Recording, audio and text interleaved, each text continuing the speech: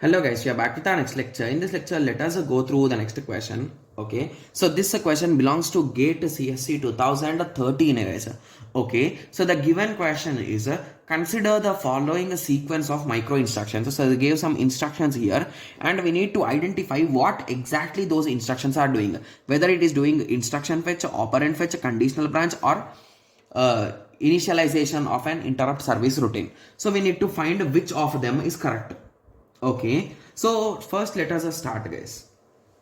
Okay, so if you observe it carefully, so first of all, whatever is in a PC, okay, so that value I am getting it into MBR. So wait, basically what is this MBR guys? So MBR is nothing but okay, so what is MBR guys? So we know what is MAR, that is nothing but memory address register. Okay, so I think it is memory base register. Okay, so here we are storing some base value X. Okay, so once we collected that base value from the program counter, okay, then I am taking our MAR, which is nothing but a memory address register, and I am pushing X into it. Okay, and similarly into this MC, so 1, 2, I am pushing Y value. Okay, so at the end to memory some location I am storing this MBR. Okay, so what exactly is this operation they are asking guys? Okay, so with some simple understanding, here we are indirectly storing this program counter value, right? So into our MBR, so you can assume that this MBR is some kind of stack or something. Okay, so we are storing our current execution next instruction in that. So we want to continue that instruction later on, right? Yes, so indirectly I think this looks somewhat like a conditional branch, like, right?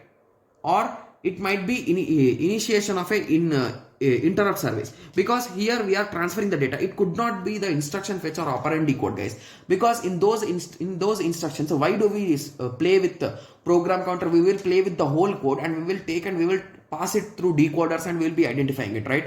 Yes, but here we are clearly working with the address and we are changing it and we are coming back, right? Yes.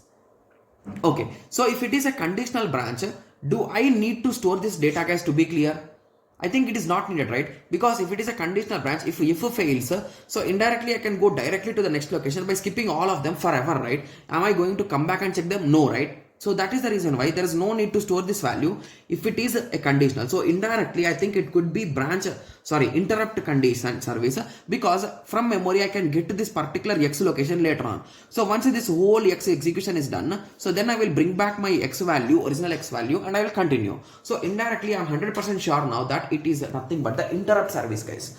Got it? Yes. So now I hope everyone got a clear idea, right? So how exactly we are able to identify these type of questions. Okay, so in the next lecture let us continue with the next question. Thank you. Thanks for watching. Like, share and subscribe for more awesome videos like this. Thank you.